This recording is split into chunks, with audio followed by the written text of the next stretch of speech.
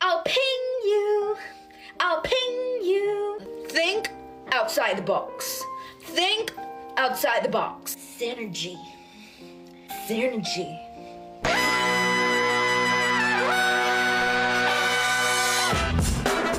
Good morning, sweet world, and welcome to the No Dunks podcast on the Athletic Network. It's Tuesday, November 12th, 2024. I'm Jay Skeets here in the Classic Factory, and alongside me, as always, Tass Mellis. Podcast listeners, NBA lovers, this one's for you. Over yonder, making the magic happen. We call him the super producer. It's JD. Hello. There he is. Hey, JD. Here we are, just the three of us here in the factory. Trey and Esh are actually in the Bay right now, getting ready for Klay Thompson's return tonight to face his Golden State Warriors, a part of the NBA Cup, which we're going to get into later on today's show. Trey will actually join us on tomorrow's No Dunks podcast to give us a scoop, what it was like from inside the arena. So that'll be fun. But we got lots to talk about. Good games last night. We watched a lot of them on playback. We'll have a little up-down report fun. But we had another wedgie, and they keep coming. We caught this one live on playback. That was fun. And then we debated who gets credit for this wedgie. Is it Sabonis or Champagny? Yeah. So we sort of went back and forth. They sort of both played a part in it. And I did see that Wedgie Tracker officially gave it to Julian Champagny. Yeah, pop the Champagny. He's the one who shoved it in, I think. Yeah. Although Wemby was extremely close as well. Wemby played a part too, but you could also say every guy on the court played a part. Yeah, you know? that's a good Coaches, point. fans, refs, but I guess Champagny gets it. That was awesome. The Sabonis ball fake. I think, maybe I'm biased, but I think every wedgie is unprecedented this season. I mean, they are coming pretty. They're so unique. And I always say that they're unique in terms of them being snowflakes. Some of them are just three-point shots from the wing that go in. Okay. There has been a three-point shot. This one was unique. Oh, come on. There was a no dip on a three-point shot. Have we seen that before where a guy doesn't bring the ball down at all? There's nearly three hands on that one. There was Jamal Murray's where he comes like under the rim. That was unique. Hey, look, absolutely. they're all snowflakes, man. They're all snowflakes, you're right. And that was fun to catch that live on playback. We won't really get into that game too much, but let's start with Donovan Mitchell scoring 36 as the Cavs beat the Bulls 119-113 for their 12th straight win. They're the 8th NBA team to begin the season with 12 straight wins. Obviously, the Warriors have the record with 24 straight. You remember where we were the night the streak snapped that the Warriors lost? In the great Ernie Johnson's office. That's right. We were at Ernie Johnson's house. Yeah, he was respectful enough to allow us into his office. That's a private office. I know. What a kind person. Was that a holiday party? Yeah. That's why we were out there, right? Oh, that's why we were there. Yeah. And then the game was on, and we were in the office. Oh, my God. It was snapped. But anyway, it's still going for the Cavs here. What were your takeaways from Cleveland extending their win streak? Oh, I was surprised that we didn't start with the OKC and Shea 45, but I'm glad we started with the Ernie Johnson story, respectfully. No, I know the Cavs... Wedgies and then Ernie Johnson and then basketball. Well, we talked about the Cavs going to 11-0 on yesterday's show, and here they are going to 12-0. And I thought it was a little different because Donovan Mitchell looked more like the guy last year that had no Garland and no Mobley for a lot of the season. It was all Donovan. This was his season high in points, season high in shots, and it was going through him, and he pulled that Ja Morant-esque pirouette 360 layup, which was super nice. But he was even starting possessions and going through him. I mean, right away, right from the get-go, he was just feeling it. He took 8 of the Cavs' first 16 shots, and the season high was 30 before this game. So it felt like a quiet Donovan Mitchell season to this part, just because everybody is doing their thing, and so Donovan can turn it on like this at any time, just like he will be able to do that in the playoffs as well. So it was a 36 that we would all expect from Donovan Mitchell, and it felt more like last year. Yeah, he kept them in the game, but then, and this has sort of been the story of the Cavs so far this season, it was somebody else that took over.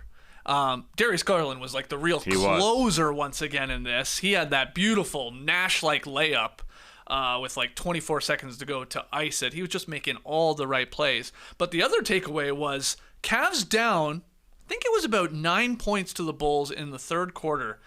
And they looked a little gassed, a little tired, maybe like they were okay, maybe our first loss is coming here. Maybe Trey Kirby called it in the Bulls are going to beat the Cavs tonight. But Kenny Atkinson, he got crazy. He's wild right now. He's cooking the perfect game, perfect season, I guess. He put Dean Wade in at the 5. That was their center, really, with an all-bench lineup. Ty Jerome, Niang, Karis LeVert, and Sam Merrill, along with Dean Wade. That's an insane five. And it worked. That small ball lineup clicked. It rattled off like a 19-4 run. They were getting deflections and steals and stops and going the other way. And Niang was hitting crazy shots. Jerome was once again awesome. Like, that's what sort of got the Cavs back in the game. Mitchell kept them there in the first half. Then this small ball lineup that Kenny Atkinson was cooking with got them back in the lead, and then it was sort of Garland time that he closed it. But wow, he can't do no wrong right now. That's an insane lineup. It is. It is. And it delivered. Yes, and it inspired the entire team. Like you said, sometimes there are points in an NBA season where it just feels like, hey, we're not going to do it. It's an 82-game season.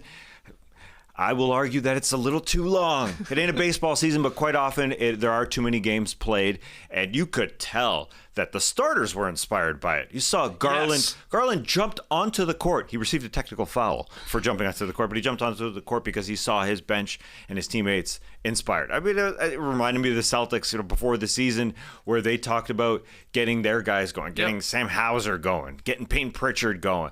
It is inspirational. It really helps the team to see their bench score 39 to the Bulls 16, and especially a Bulls team that was running up and down the floor. They have the fastest pace in the league, so there was just way more shots in this game. Right. But the Cavs were taking care of the ball. They didn't turn it over. Only 8 turnovers. So they had 10 more shots than the Bulls in this game because they were turning it over. But the Bulls know how to play fast, and we're getting out there.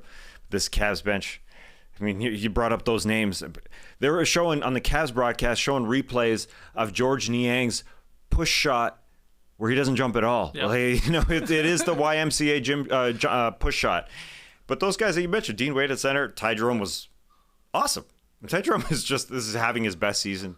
They have found guys. Atkinson deserves a lot of credit. Yeah, I forget who said it in our playback stream. It was like, look at this lineup. It looks like a YMCA lineup. Right. With those 5 guys, maybe not playing like the ones we play against in the gym, but they were cooking. Yeah, Ty, Karis LeVert, and George Niang, all 12 points. I guess Dean Wade chipped in 3. Sam Merrill didn't even hit a 3, but that really turned the tide in this game. And, again, then they just took care of business down the stretch to extend it to 12 straight. And they've, got another Bulls game coming up. Who do they got? There's a Hornets game in there. Maybe there's a Sixers game. And then, of course, there's the big one that everybody's got their eyes on next week against the Celtics. Yes. Could they still be undefeated when they go into that game? We'll see. Yeah, they just kind of have now that you say it that way, they have 3 games before that Celtics game. Yeah. So they would be 15-0. Yeah, it's in Philly, again, home against the Bulls and Hornets. So I did have the teams right. Didn't have it in the right order. And then they go to them on the road to play the Celtics. Yep. Could be 15-0, which... Yeah. They, not many teams, only really the Warriors have ever done better than 15-0 to start a season. Great point. That's wild. Yes, and the NBA Cup schedulers did pretty well because that Celtics-Cavs game is going to be an NBA Cup game, and we're going to get into tonight's games. I got to give credit where it's due. They've done pretty well. Yeah, that will be a massive Cup game, too. That could win their group between whoever takes that one. Obviously, point differential will come into play and all that, but yeah, that'll be big. Let's keep it moving, though. You wanted to start with it. Maybe we should have. Shai Gilgeous-Alexander had a career-high 45 points in the Thunder's win over the Clippers. They did this without Chet Holmgren, the first game without him. They went small. They were forced to go small. Mark Daigneault playing J-Dub really sort of as their 5. I mean, I guess Shai's the tallest guy on the floor for the Thunder at points in this. But they get it done. He was awesome. 13 of 21 from the field, 15 of 16 at the line. He also had 9 assists. An MVP performance from Shai as they get it done in an up and down game where the Clippers obviously had the advantage in size and out-rebounded them by a huge margin, but they still get the victory, OKC.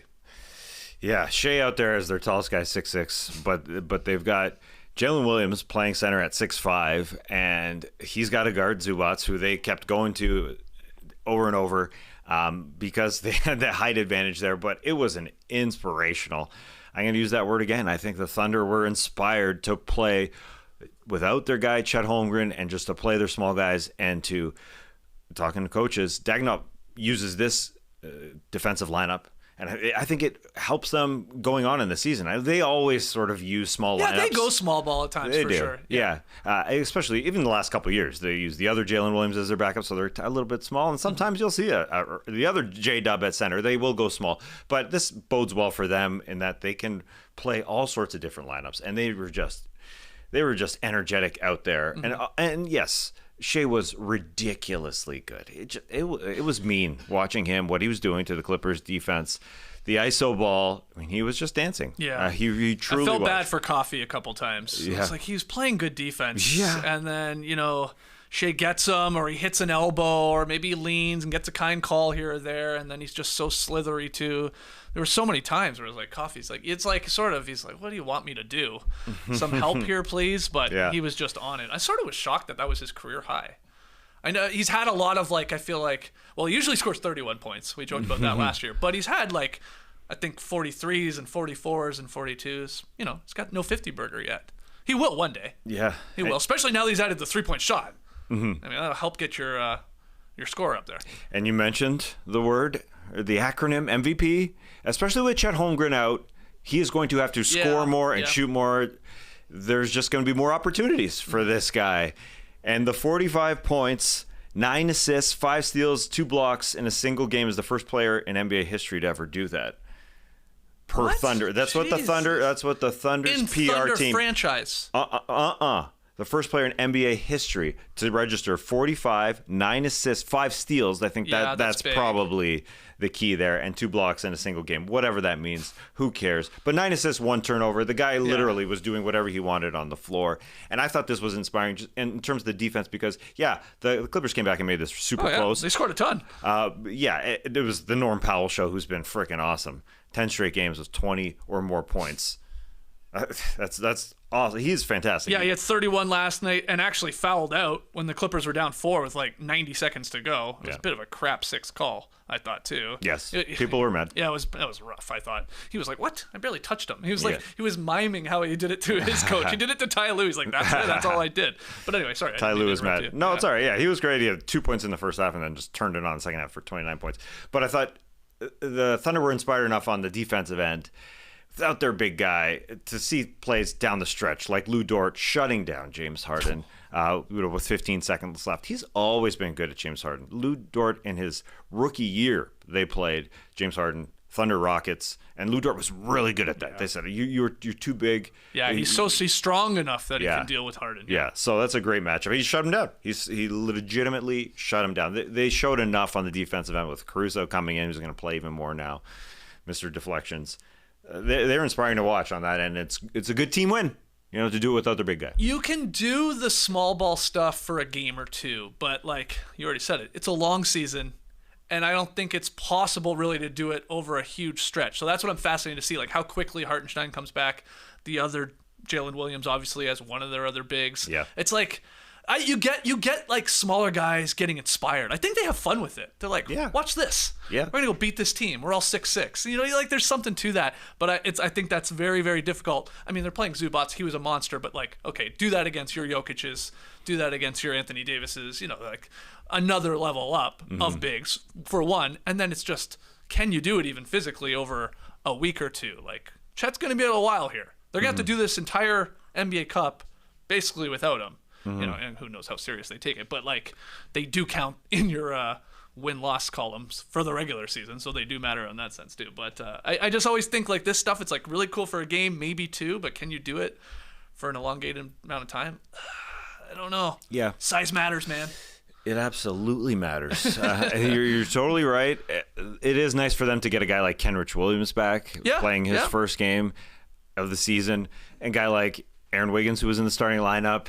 Because they have so many wings. Yes, they are undersized. That's true. At least they have so much depth that they can play these guys. They can go to 10 guys that can contribute. And maybe you save some of your legs and your energy a little bit by not having to tax these guys to play, a couple positions up for 40 minutes a game. That's a fair counter. I mean, it's fun as hell to watch. In the end, it is. It's actually really, really fun basketball. At least that game was in watching that one on playback. Yeah, and it's going to be a couple months for Holmgren, no doubt. Yeah. And they're not going to rush him. No, and Hartenstein. When's Hartenstein's due date? That one's interesting. I don't know when he'll be medically cleared to play.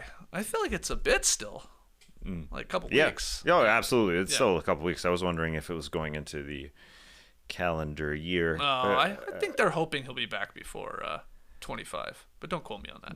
No, I won't. Let's keep it moving. This says 5-6 weeks. I mean, it should be a few weeks. It's 5-6 weeks, a few weeks ago. So okay. TBD. Let's slip this game in here. Cam Thomas's late shooting lifts the Nets over the reeling Pelicans. That's putting it lightly, I think, there from the AP report. 107-105. They eked out the victory. I mean, the Pelicans are on a losing streak here. They have they're asking like Boston Jr. to do so much on this team. Like, it's a crazy lineup who they're having to play. Trey Murphy came back. He didn't look good. He looked like a guy who hadn't played in a very long time, who had missed a lot of training camp.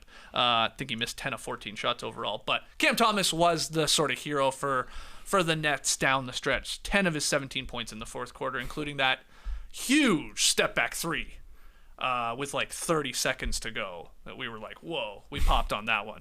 That was crazy. Boston Jr. was like, nah, Green, you take him. And then Cam Thomas just sidestepped like a mile to the left like he was James Harden and hit the three. That was a pretty play. This Brooklyn Nets team is reliant on that guy, that's for sure, and Cam Thomas. But yesterday, I couldn't believe, watching it back, Noah Clowney led the team in shots from the bench. He led the team in shots. He hit like a ton of threes, He hit 5 threes. He's a guy who hasn't hit a lot of threes in his very young NBA career. Yeah. He had 7 threes up until this game. He nearly doubled it up. This season hit 12 in his entire rookie year last year.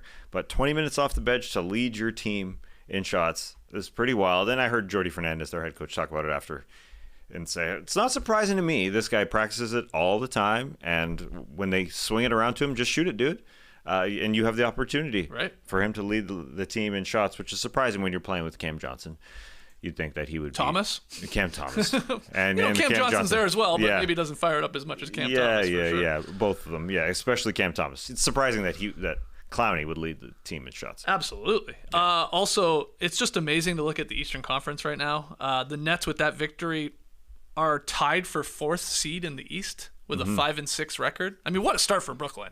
A lot of people picking them to be maybe the worst team in the league and like really leaning to the tank. But like 5 victories out of 11 is solid. But yeah, that's where we're at. It's Cleveland, it's Boston, and then the Pacers are 500, and then you've got the Magic and Nets at 5-6. So they're tied 4-5. If the playoffs started today, I guess the Magic would be hosting the Nets in a 4-5 matchup. That's very weird. It is strange. Schroeder is running a good team out there to make sure that they're in every play. Him and the Cams and Dorian Finney-Smith, and now Nick Claxton is able to start again. Yeah, they're playing above expectations, and they would literally I guess they would technically be on the road. I guess. I don't know how the tiebreaker works between those two right now. Yeah, that one, obviously, up and down the Eastern Conference standings is weird. The Pelicans, unfortunately, in the Western Conference are deep in the Western Conference standings, and especially with the Los Angeles Clippers playing above expectations here, somebody is going to be hurt and miss the entire, not just playoffs, but play-in possibility. Somebody's going to. Right now, the Mavs are outside of the play-in picture. The Mavs and the Pelicans are far outside of the play-in picture. Those birds can't even see the play-in where they are. It stinks right now for them. It's just so tough. I mean, this was sort of an ugly ending to a basketball game, this Nets-Pels game. It wasn't the prettiest basketball you've ever seen, but it's just weird to see that it's like, again, Brandon Boston Jr., Javonte Green, a rookie and Missy's having to do a lot. Like they are, and then of course it's Brandon Ingram, but like teams have like figured out like, hey, run a second guy at him, maybe run a third, and let's see if these other guys can do anything. It's like the roster's wild. Luckily, Trey Murphy's back. Like I said, quick tweet here from Brooklyn Netscast. Cam Thomas, the king of the grenades. What does that mean? Excuse me? He has an incredible shooting percentage as a guy who's getting up like a shot when there's like 4 or fewer seconds in the shot clock. Look at this. He's like, flirting with nearly 50% on a whole lot of attempts when that shot clock is about to go. And you compare it there to your Ingrams and Schroeder, one of his teammates, Tatum, Harden. I'm not sure why these ones are on the board. I assume this is just the most attempts. Oh, yeah, that's what it says there. So look at just the amount in Cam Thomas and then an incredible percentage for shooting it late. That's a good stat. Sometimes you look at stats, I do, and I say, that doesn't really mean a lot to me. But, I even just mentioned that this one is good. Late in the shot clock. To have such a high percentage, you'd think they'd be desperation bombs, which is a grenade, I guess. He almost like flourishes at those type of shots. Yeah. He's one of those weird guys where it feels like need a guy draped over him. Shot clock, 3, 2, 1. He's off balance maybe a little bit. It's like feels like he has a higher percentage hitting those type of shots than like a wide open 3 catching in rhythm. So he's one of those strange players. He's a bucket man. Back against the wall. You need to do it. Somebody's got to do it. Yeah, I feel like personally sometimes I'm best when my back's against the wall. Not in terms of basketball, just in life. Of the podcast. Yeah, waking up super late, just groggy. Maybe Wi-Fi troubles. Never. No. Oh. Cars not running all that smoothly and driving? No. Okay. No, those are bad. Those are just bad situations. Well, I was panicking the other day because I somehow had logged myself out of all my Google Chrome, everything. I couldn't get into anything. I don't like that.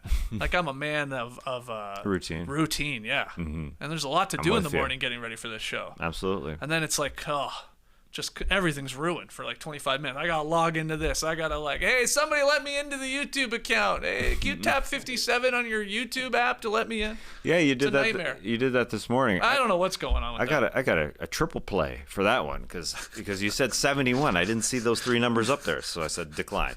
Well, here comes another one. Didn't have 71 either. I had to decline that one, but the third one there was a 71. Yeah, we got it. That worked out. I don't know why I keep getting bumped from our No Dunks YouTube page, but.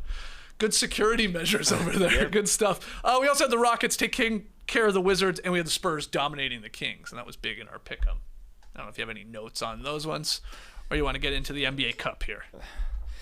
How long do you think we're going to talk about the NBA Cup? I can't wait to. I have to assess here. Well, if it's going to be short, I got so much to say about the Spurs and Kings. I'm kidding. I don't really. Yeah, they kicked their ass. They did. Yeah.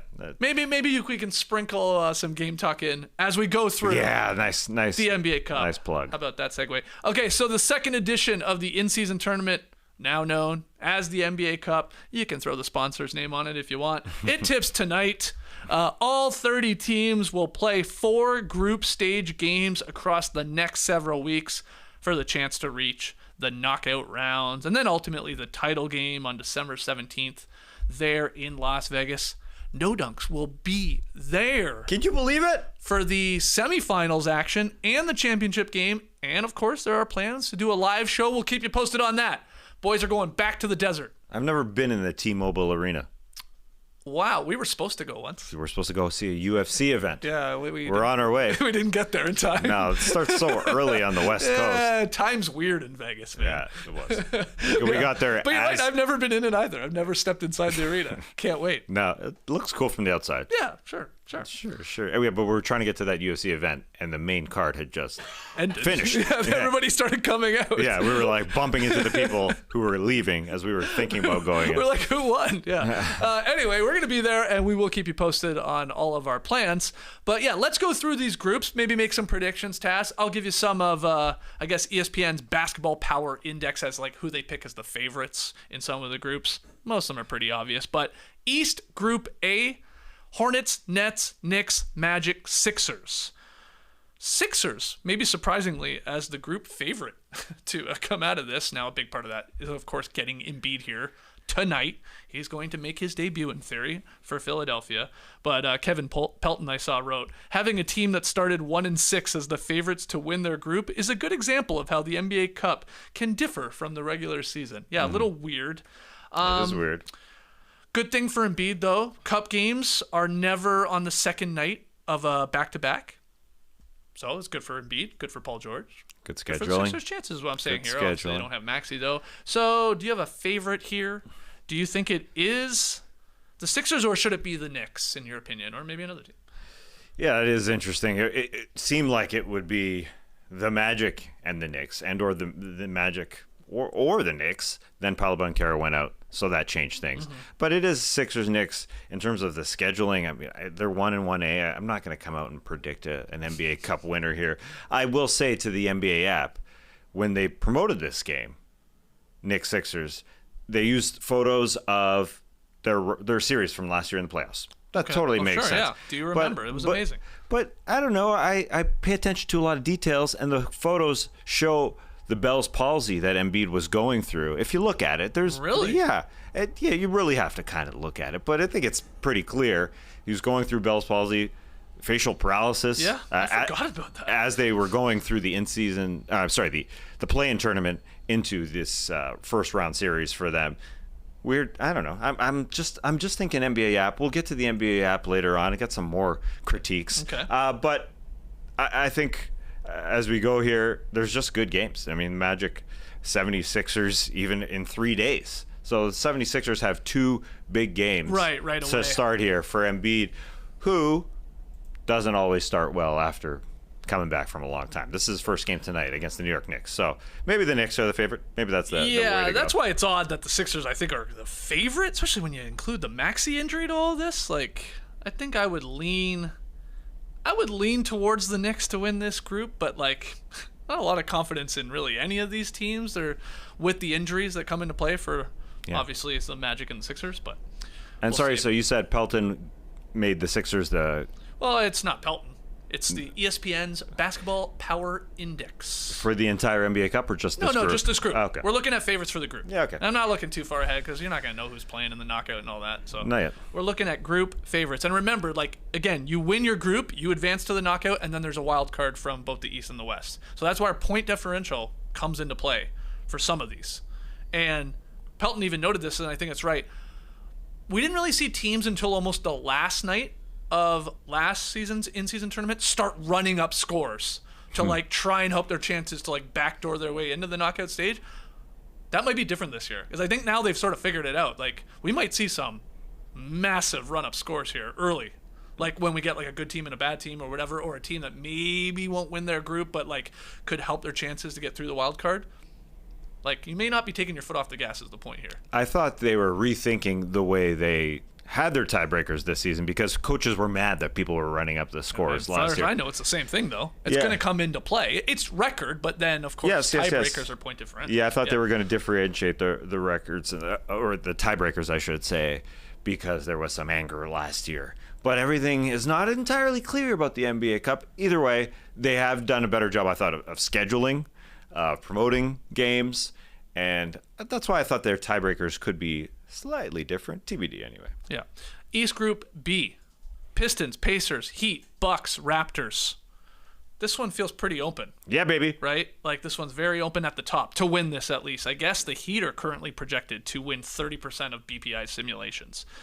But here we have sort of, I guess, to the Sixers maybe being favored in Group A, that the Bucks are one of the favorites to win this group, and they're one of the worst teams in the league right now. And Dame's not going to play tonight. He's in concussion protocol in their first game against the Raptors, who have played teams close. Who do you think wins this one? Where do you lean? First of all, I get kind of excited for Bucks Pacers and the rivalry that they had last year in this in-season tournament where Giannis had 64 and he wanted the ball after the game, but the Pacers wanted it because Oscar Tshiebwe scored his first point of his NBA career, and so there was that whole. It was kind of a fight. That there was a battle for it in the hallways to the locker room. Tshiebwe just scored 1 point. It was just his one free throw that he hit in that game. That was an NBA Cup game, was it? Yeah. Okay. And plus those two teams played 5 regular season games. They were given an additional regular season games because of how this all works out. Yep. And then they played in the playoffs. So I like that rivalry. I suppose it's the Bucks. When I start looking at the favorites, I kind of want an underdog team to win the NBA Cup because this is their NBA Finals. You know, I like to dream and think that the Raptors had an outside shot, and I still do, at the play-in tournament. Okay. That's all I'm saying. Okay, I thought you were going to tell me the Raptors were going to win the NBA Cup. No, probably not. But they've been extremely banged up. I'm giving them an excuse. Anyway, I'm thinking of teams like on that level to win the NBA Cup. Yeah, That's all I'm thinking. You want an underdog to make this like the Pistons. The Pacers were fun. Oh. Yeah, the Pacers were fun in the NBA Cup last year. They were extremely fun. Do you want to take are you taking the Pistons? No. I'm not taking anybody. Like you're getting 2 home games, 2 away games. You're only playing the teams in your group to obviously advance. It's like weird to take the Bucks though, but it's weird to take every team. They're the favorites. And they sort of have to be, as dumb as that sounds. I mean, it is through the first 2 groups here. You've picked 2 teams, or you've mentioned 2 teams. Who are like some of the worst teams because of injuries. They've each won 2 games. That wouldn't make you advance. Yeah, because maybe they're looking at it like the regular season doesn't start until the cup starts. Listen, the 76ers are going to be a totally different team. The Milwaukee Bucks, I think, should handle the Raps tonight. Without Dame, even. Yes, even that without might be Dame. beneficial, the way people are going at Dame. Yeah, a little bit, but also the Raps don't have a big lineup to stop Giannis Antetokounmpo. If he wants to score 50, will poke somebody in the eye. We'll slow him down that way. Obviously, Miami could get a boost if Jimmy Butler returns from his ankle injury. I mean, there's the whole Chris Middleton situation with the Bucks too. I don't know how close he is to coming back from his ankle surgeries. So this whole NBA Cup clouded by injuries, but I am gonna take the Bucks to win this group, even though they've barely won. That's fair. Okay. Group C in the East: the Hawks, Celtics, Bulls, Cavaliers, and Wizards. So this one's fun, right? Between the Celtics as the favorite to win, and then the Cavaliers, who haven't lost a damn game yet, and who ESPN's Brian Windhorst has said winning the NBA Cup is a good goal for the Cavaliers, the NBA's last remaining undefeated team. How do you feel about that? Is that a good goal for the Cavaliers to win the NBA Cup?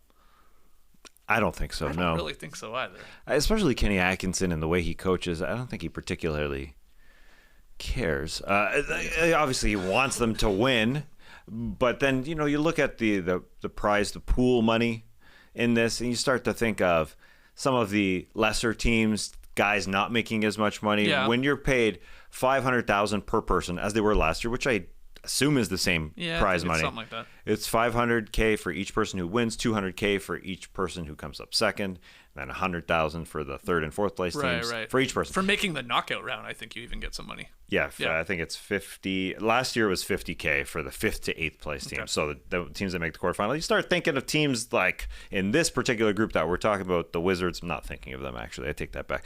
Like the Hawks, the Bulls to some degree. So I don't think it's really that much of a focus for the Cleveland Cavaliers who are 12-0. Is this going to be the group where we have the wildcard team?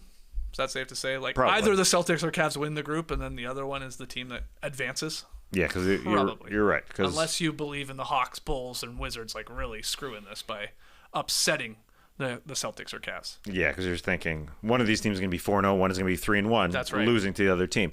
That being said, the Cavs do have to lose games this season. At some point, yeah. But it is fun.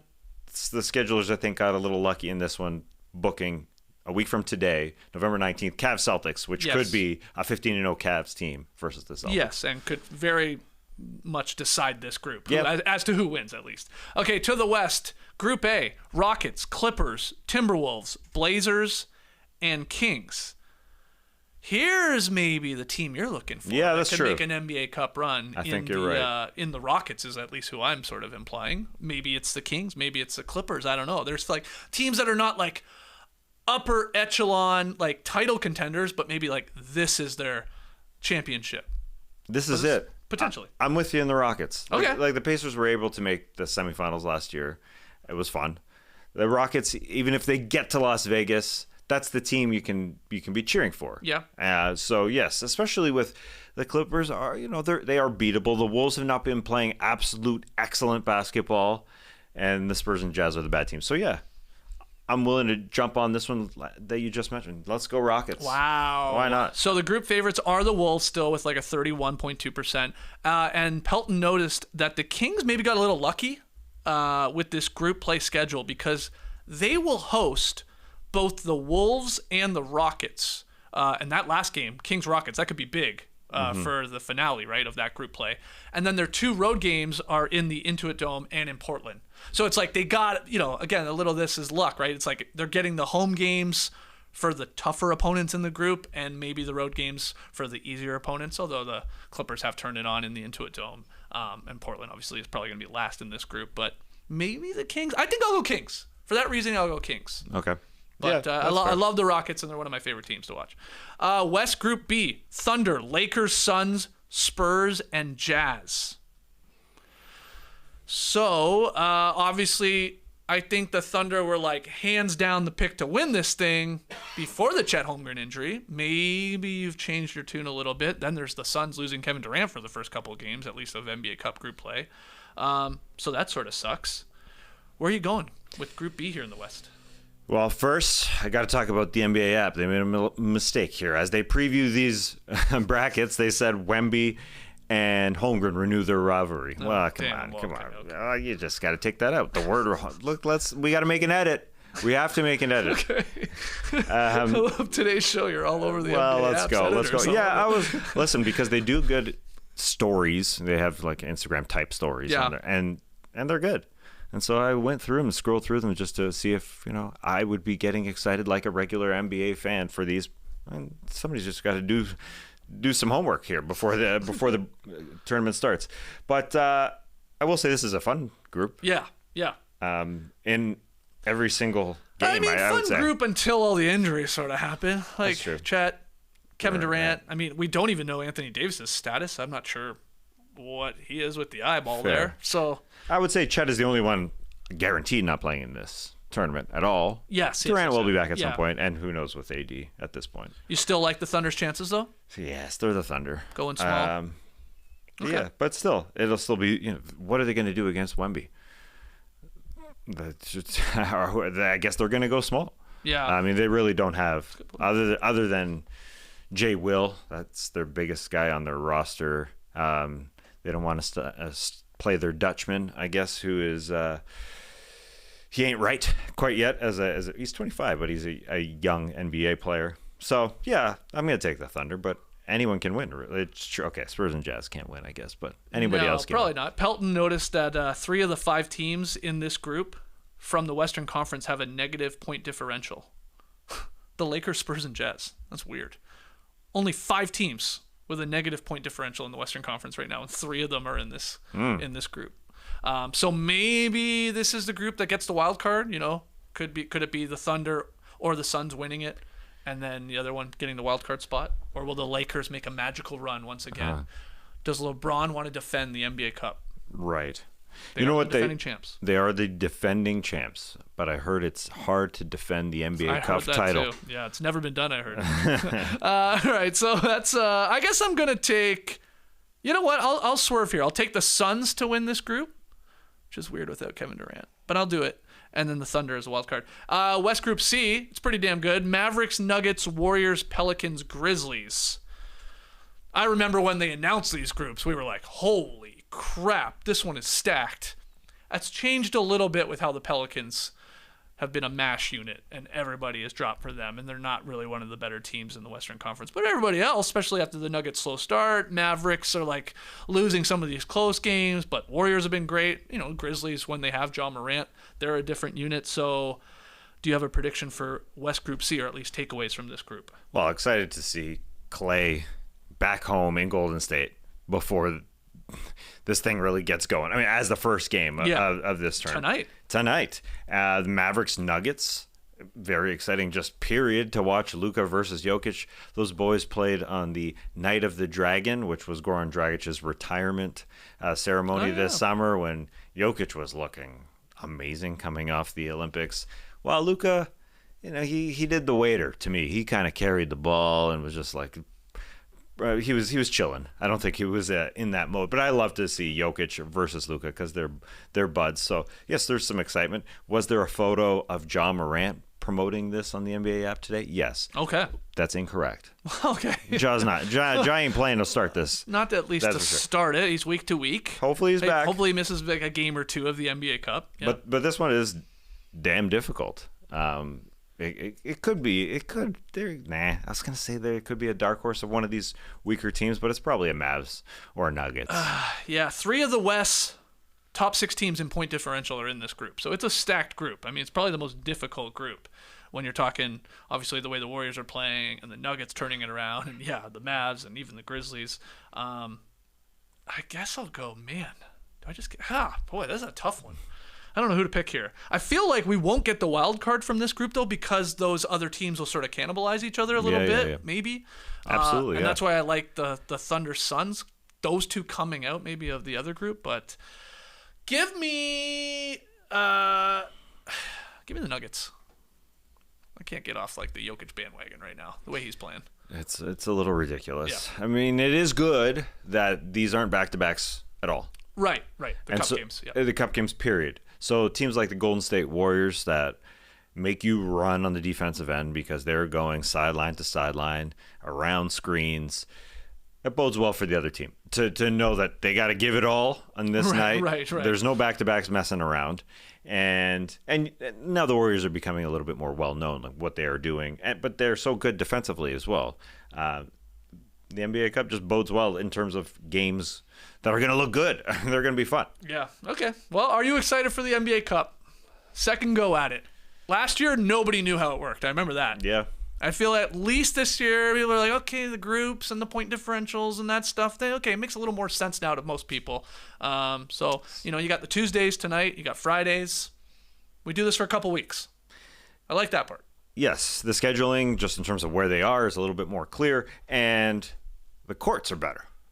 The courts are better, yeah. Yeah. For overall, yes. I don't think they're all bangers. I think some of them are eyesores still, but we got to see them in action too. We see the photos. That's true. They look a little differently at times, but I like the trophy on the floor in a lot of these situations. It looks good. Okay. Way to go, Solomon. We will. That was a Solomon, was it? Yeah, it was. Yes, Victor himself. Okay, we'll be talking to Clay we'll be talking to Trey, not Clay. Maybe we'll talk to Clay too. We'll talk to Trey on tomorrow's show because he'll be there with Esh tonight. See the court in person and get Klay Thompson's return to the Bay here. Everybody wearing captain hats. Trey's got to wear a captain hat tomorrow morning when we talk to him, I hope. Right? Not a question. Okay, he will do it. He'll come through. Bring him in with some yacht rock, JD, when we talk to Trey tomorrow morning. Okay, let's have a little fun in the up-down report. Prepare your tumbis. It's the up-down report. So I just said I was going to ride that Jokic horse and the Nuggets to a Group C advancement. Let's talk Jokic, because the guy's averaging a triple-double and a career high in scoring. His Nuggets are now 7-3 despite starting 0-2, and they were picking up some key injuries, and everybody started panicking, right? And they were eking out these wins, but they got a good record now. But even by his standards, Jokic has been unbelievable to start this year. But will that be enough to convince MVP voters to anoint him a fourth? And I know it's very early. We're not even at Thanksgiving, let alone Christmas, to start talking about the MVP. But it's an interesting debate about, can this guy actually win a fourth MVP? And would you have him at the top of your MVP ladder right now, a couple weeks in? I would say, yeah, he has to be at the top. Before the season, I didn't think there was a chance. Him winning 3 titles recently, losing in the second round, and it just not looking great for the Denver Nuggets in general. That being said, this is the best Jokic we've ever seen. It's only 10 games. So I think it is difficult for him to be able to keep this going the entire season. He looks ridiculous. I know he is the best player in the world, so maybe that's just off. Maybe he will be able to do it. But as you said, they started 0-2, and he said, okay, I'm going to have to do this all myself. Yeah. You said the most points? Yes, but he's leading in so many categories for himself. This is the best Jokic in minutes played. He's just playing the most. He's shooting the most. He's stealing the most plays. He's blocking the most shots. He's assisting on the most baskets for the Denver Nuggets. He's assisting more than half his team's baskets. So his assist percentage is ridiculous. He does everything. His raw numbers are so good. His PER is so good. There's nobody comparing to him right now. There just literally isn't. So it's impossible to say I'd give it to somebody else. Would you give it to somebody else? Not right now. No way. Yeah. No, you couldn't. You would be lying through your teeth if you're trying to convince yourself right now through 10 games that he's not the MVP. He is the most valuable player to his team. Again, which sounds insane. He's averaging basically 30 points per game, nearly 14 boards, nearly 12 assists. I mean, if he continues with those stats, no player in NBA history has put up those numbers for an entire season. The thing with him is, you were saying it, he's leading all these categories for him compared to seasons prior. I think what's fascinating is, could he have been doing that all those other seasons prior? And I start to think he probably could have. Yeah. But you realize he doesn't have to. Obviously, he had more help around him. Guys weren't as injured. Jamal was maybe better at a time. Whatever. He's such an unselfish player that he doesn't have to be I got to go score 30 to 35 tonight. I got to shoot all these threes. Everything usually goes through him anyway, but to another level. But he's realized when they started, especially slowly, he's I got to do this. I got to keep this team heads above water here, so I have to do everything.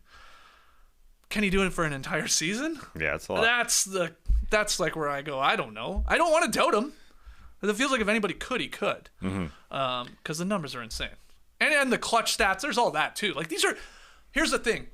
You can't possibly say these are like empty stats.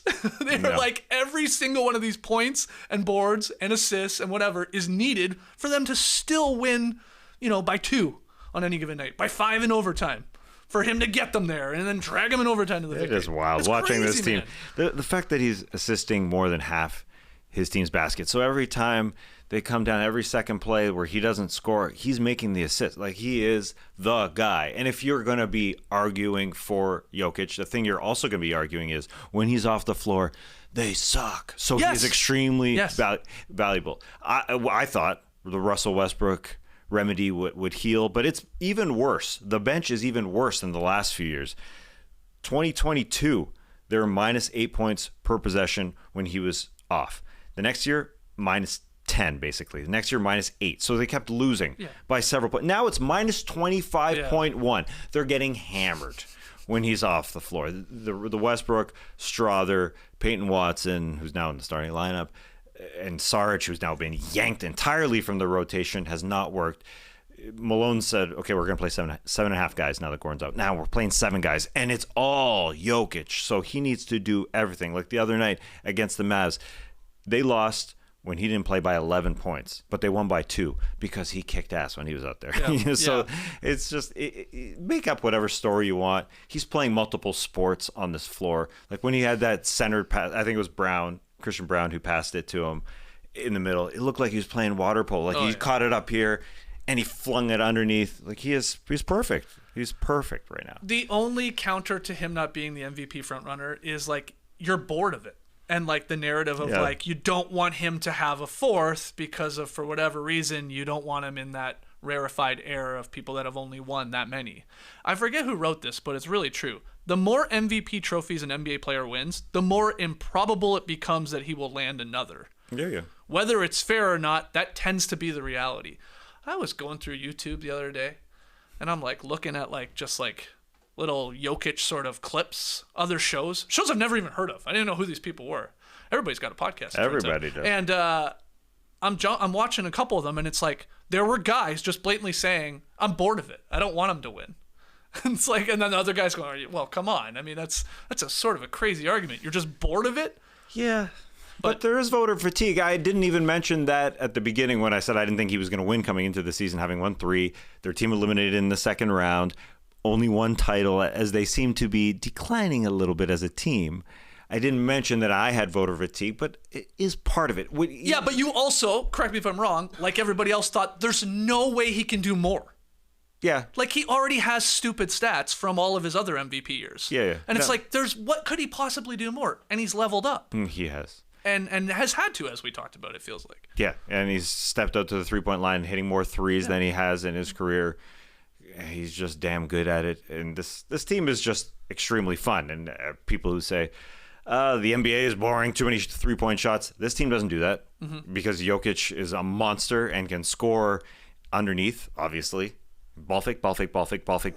And if he misses, he just tips it in. Yeah, every he's time. so good. Yeah, he's just like unique. the master at missing a shot and scoring off his own miss. Yeah, he's unique. He's very, very good. So my voter fatigue kind of went out the window when they started turning it on, and he knew, as you said, we're 0-2. Okay, Porter's not turning on. Jamal Murray's not a monster yet.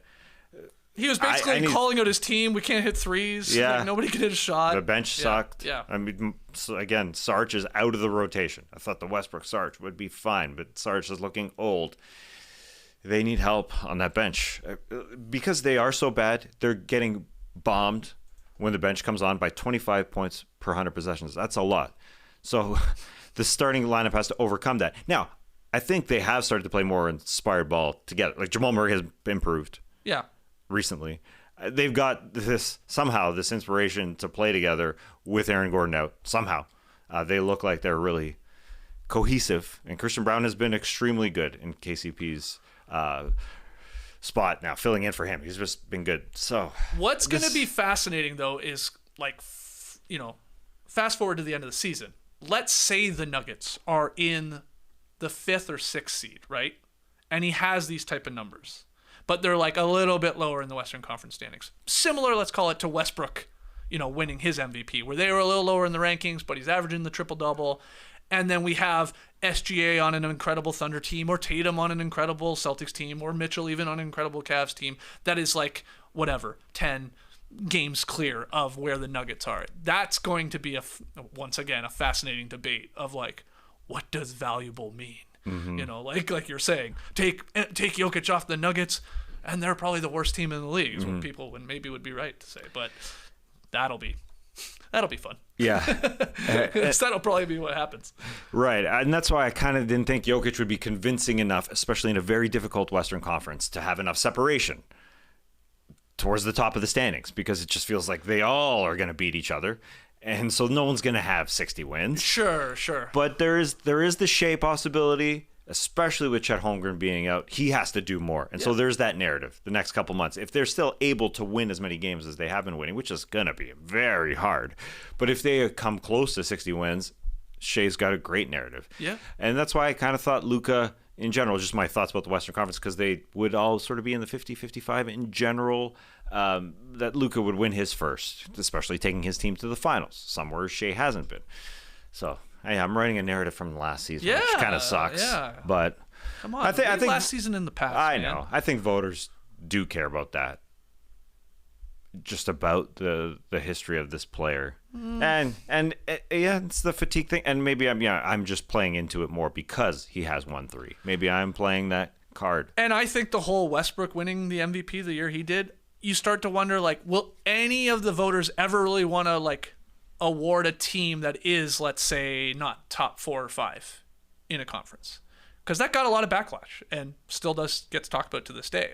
As great as he was and how important as he was to that team, to the Thunder, to get them to those wins, but they were still much lower in the rankings, or in the seeding. So I don't know. I just wonder if we've almost have it's a set rule now that they won't vote for someone unless you're top 3 or whatever it is, whatever arbitrary line you put it at. Yeah, who knows? Let's hear from you. Can Jokic win his 4th? We talking about it too early? You're damn right we are. Okay, next one here. The Washington Wizards unveiled their City Edition look for the 24-25 season over the weekend. They are nicknamed the Beyond Boundaries uniform, and the look builds off of last season's uni and features a hydrogen blue base. Yes. It's a light blue, baby blue is what I thought it was called, but it's called hydrogen blue. I actually like it, though. Yeah, up or down on these Wizards 24-25 City Edition uni stats? Give me the up. You like the up? I am up, yeah. Okay. The blue gets me, the hydrogen blue. I didn't know it existed, but then I started looking it up, and blue hydrogen is produced mainly from natural gas. Oh. So it actually is something that is produced.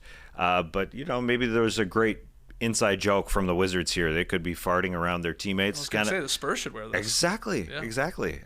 While they're wearing this jersey, even, there's a joke for you. But the trim... with the blue ripple effect, actually looking into these, I was buying it. The darker blue ripple effect, along with that extremely light blue, I was buying it. Now, I don't love the font. The District of Columbia, yeah. I think it's apparent. They did that last year, right? Similar. It's called Old English black letter font to illustrate the typography used on 18th century maps. Okay.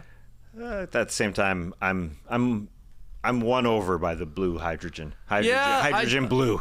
I do like the color for sure. These designs pay tribute to Benjamin Banneker too, who was an African-American mathematician and astronomer who placed 40 stone markers along Washington's original boundary. I did not know this. No. Did you know this at all? I did a deep dive on this yesterday. What the hell are they talking about here? So that's sort of cool. And they're going to wear these 19 times this season with a themed court. I'm going to go looking for those stone markers. Might be going to Washington, D.C. I'd love to see them. Okay. Go peruse. Okay. It is odd to see Bub Carrington, Bilal Coulibaly wearing navy T-shirts underneath. Underneath, yeah.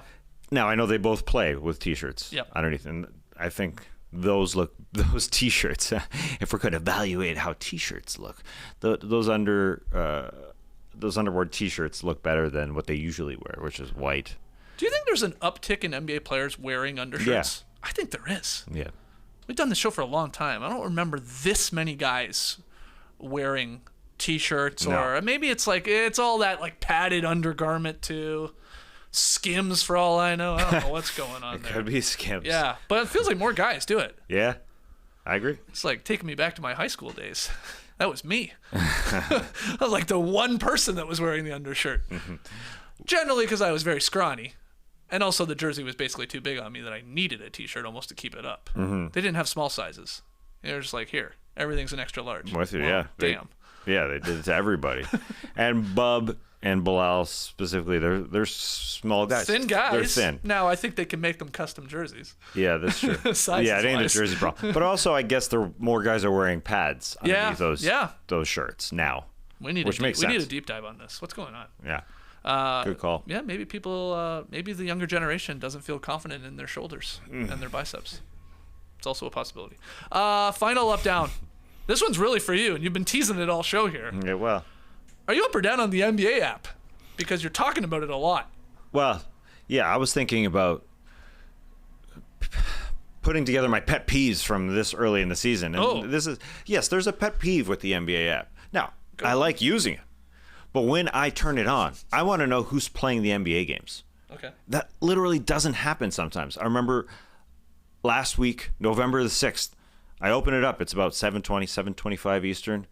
I was thinking, okay, I'm going to see the scores. You want to see who's like started the early games here. Yeah. Exactly. Okay. First thing that pops up, Gold State, Boston, 7:30 pregame. Well, hold on a sec. There's other games happening. Right. Okay, so I swipe. It's a roulette for all the scores. I swipe. The next one is Memphis, LA in a couple hours. Oh, yeah. Are there games being played? Swipe. Clippers hosting somebody else, whoever it was. I think it was the Suns. Hold on a sec. Are there games going on? Right. I need to know if there are games going on. Did you eventually get there? Yeah, of course. Okay. No, but not in the roulette. Yeah, well, they weren't there in the roulette. Roulette, man. Well, there's 5 They got spots you trapped in the roulette. in there. You could. They got you going like this, swiping. Yeah, but they're putting all the games that are deemed to them as bigger games. Yeah, I or suppose. to come, or they want you to tune into. Yeah. Yes. But even last night, we're recording here on Tuesday. On Monday night, there's 5 games. When it was all said and done, there were only 3 spots on the roulette. Just 3 spots. The other 2 games didn't even happen. Which, well, we barely talked about that. Yeah. And then that's the whole thing. They're promoting the bigger games. Yeah. But it is odd that they're totally abolishing those games. I know that's the wrong word for it because they still do exist. And when you go to the scores tab to find out who is playing, it was, I think the Rockets were playing the Pistons or whoever the 2 early games were. I don't remember them because they were bad games, and that's why they left them out. I'm kidding. They weren't bad games. That's a bad joke. But they were literally promoting other games, just other games. I mean, you just want them all. It sounds like you want to open up the NBA app and go right to the scores and the games currently on. I understand the NBA. Like a website. The NBA as an organization is saying we need to promote particular games. And they've turned the NBA app into TikTok. I wouldn't say that. I mean, it's a version of that. And I'm not saying that's a bad idea. I'm sure it works better with TikTok, the younger generation. Harsh. Dude, that's you're harsh. talking about roulettes and like swiping, and that's what it is. The highlights they do that with now. Okay, but TikTok is bang. There's a video right in your face. With the NBA app, it's still an app. Yeah. It's still a roulette. These are the games, but tell me the games. Okay. When I'm there at 7:20 and the Rockets and Pistons are already 5 minutes into the first quarter, and there was a second game already into the first quarter.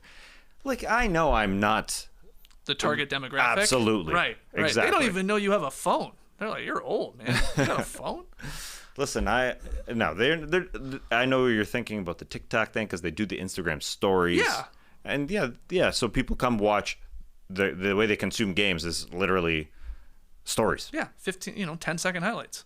Yeah, but they're pretty good. They're like, even those, I got to compliment them. They're like 3 to 4 minutes of a game. Yeah, they put a lot in, is what you're saying. They put a lot of highlights in. It's not just John Morant's 360. It's this guy dove into the front row and retrieved the ball. Anyway, all I'm saying is that I was going to do a top 5 pet peeves, and that was going to be one of them. So that's all I got to say, really. But you couldn't find another 4. We had a lot to talk about. We did. But for overall, well, hold on. I never found out. Are you thumbs up or thumbs down on the NBA? I'm mostly thumbs up. Yeah, sweet. I'm mostly thumbs up. Okay. But I listen, when you tune in early, do you want to know what's happening in the other games? I hear you. I know you're not the target audience either. For me. Yeah. But it's like what people complain about with the main networks, and they say, "Talk about the Utah Jazz, please." They're literally cutting out, again, it was the Rockets Pistons. It's like it didn't exist. I had to go to a separate tab, which isn't that much hard work. It's not that much work to go click somewhere else. But in that roulette of an 11, 12 game night or something, it was a big night. It was the night after the election. So a lot of teams were playing. Yep. Just show me what's live. Here's what they just show me what's live. You could promote all these other games and then have those in slot 4 and slot 5 of the roulette. Why don't you have a feature? It's like when you almost start it up, or maybe the first time you download it. It's like, how much do you want, man? How much of a sicko are you on a scale of 1 to 5? Oh, I'm 5, baby. I want everything. I want to see Pistons Rockets when I tune in at 7:15 into the app. I want to know the score. I want to know it's 8-4. But maybe you don't want that level. Yeah. You know, I want marquee games, or I know you can pick your team, right? So if I the first thing I get is Raptors news or whatever game. Here it is, Raptors. You have that ability now. Yes. So let's take it up a level, a notch. Yeah. In terms of your NBA sickoness. Yeah. I'm just trying to think of solutions here, man. Yeah, I'm with you, and I have to say that there were a few teams, because I am using this my particular username. My whole profile is not my own. Oh, what's going on? Are you scamming the system here? No. I'm scamming the system. I mean, I've got a League Pass, and that League Pass league Pass account liked 3 particular teams. Okay. So I was thinking, hold on, is that why? Am I a Warriors fan? Is that what's in the stories? I see. So I'm using somebody else's account, is what I'm saying. Oh. Because my account is locked out, or not locked out, but it's, you get blocked out in your region. And so I thought first, maybe I'm just a Warriors fan. That's why you thought it was maybe just. Yeah, and that's why I also was going to say maybe I don't top 5 pet peeves these, because maybe I'm wrong. I'm not 100% sure how to use I logged out. I said, hey, I don't like I think it was the Warriors, Grizzlies, and somebody else. But still, again, there's only 3 games that happened last night. Why? So you're saying as a league, these other 2 games, they don't matter. It was the Kings and the Spurs, and the Rockets and the Wizards. They can be in slot 4 and slot 5 of the roulette. What is wrong with that? But again, maybe we don't have the manpower. The only 3, yeah, sure. They're short on guys or women to log these games. Yeah, they don't have to log in. And I already told you that there were problems previewing the NBA Cup, and that they're promoting Chet. Sorry, he's not playing. Ja. Sorry, he's not playing. Yeah. So there's issues. All right. Anyway, it is. You're right in that it's become more young, TikTok-y. Yeah, a little bit, because people don't consume games the way they used to. They do not. Yeah. So, but even that, it's not a bad watch to watch the stories in 4 to 5 minutes. I've done it. I don't. Sometimes you YouTube it, right? Yeah, it's similar. I don't use the NBA app that much, but I'm sitting in front of my computer all the time. So it's all on NBA YouTube, NBA.com, the actual website, all the other sites that do a good job, be it House of Highlights, giving you the funnier stuff like that. They're improving. I mean, I've loved the multi-view and the League Pass, because League Pass is better than it has been in years past. It's working. Knock on wood. Sometimes it hasn't worked. Years prior, it did not work all that often. But it's a lot better. All right, let's get to the game. Wow. Our pick'em game. It is Dallas in Golden State, take on the Warriors. It's Clay's return. Get your captain hats on. Warriors are favored by 2.5. Pretty small line. I guess you said there was some movement, right? It opened, 1.5 for Golden State? Yeah, during the day yesterday, I saw it was 1.5 for Golden State, but I guess the bets are on the Golden State Warriors, because they have increased that line. So they have to win by 3 or more. But Trey, Ash, and myself are comfortable with that. We're taking the Warriors. Well, you think the Mavs can lose by 2 or less, and obviously win. Yeah. Oh, are you regretting your pick already? No, I'm not regretting it. I'm swerving a bit here. I think my gut was to initially pick the Warriors. Because you kind of get excited for the Warriors fans and the team. Yeah, all right. There's going to be a buzz in the building today. There will be. You would imagine, with Clay's return. But, would it be cool for Clay to have, a hell of a throwback game? That'd be awesome. Of course. Then again, would it be cool if Clay and Curry are, bombing away and trading threes? Yeah, that'd be awesome. The Mavs have lost a lot of close games here. But, by 1 or 2 points. They've lost 2 in a row. So who's to say that doesn't happen again? Another, 1-possession game here. where they have a chance to win it or whatever, a chance to take it into overtime or something like that down the stretch. So, yeah, could Dallas win this game outright? I think so. Sure, they've lost by 1 point to the Suns and 2 points to the Nuggets, and it was a great game. Both great games, yeah. So we will see. I'll take Dallas. Otherwise, everybody else has the Warriors to win by 3 or more. Again, we'll have Trey Kirby joining us live on tomorrow's No Dunks podcast to talk about that game. Him and Esh in the building. If you're going to that game tonight, keep your eye out for a tall bearded man in a captain's hat. There'll be a lot of them actually tonight. But yeah, say hi to Trey if you see him. I know they're going to be doing some some streeter stuff outside of the Oracle there, so that should be fun. But we'll have Trey join us tomorrow morning. Thanks for joining us right now. Hit the like button, subscribe, podcast listeners 5-star ratings and reviews, and let us know thumbs up or thumbs down when it comes to Jokic potentially winning his 4th MVP, those Wizards unis, and the NBA app. Until tomorrow, Clipper Bros. You heard it here first. Have a great time. Turn up. Love you guys. Awesome. Thanks for joining us, and remember, look for the tall man with a beard and the hat. Sailor's hat. Yeah, the sailor's hat. Do you call it a sailor's hat or a captain's hat? Neither. What do you call it? A boat hat. What do you call it, JD? What's the proper name? I mean, it's sailor's hat. I'd go captain's hat. Yeah. And that's Captain Clay for sure. For sure. Yeah. Skipper's hat, maybe? Oh, man. That's an old one. Yeah. It was, well, no, Gilligan, he wore like he wore a bucket hat. He wore a bucket hat, yeah. No, you're right. All right, let us know in the comments what you call those hats. Embrace the day, people.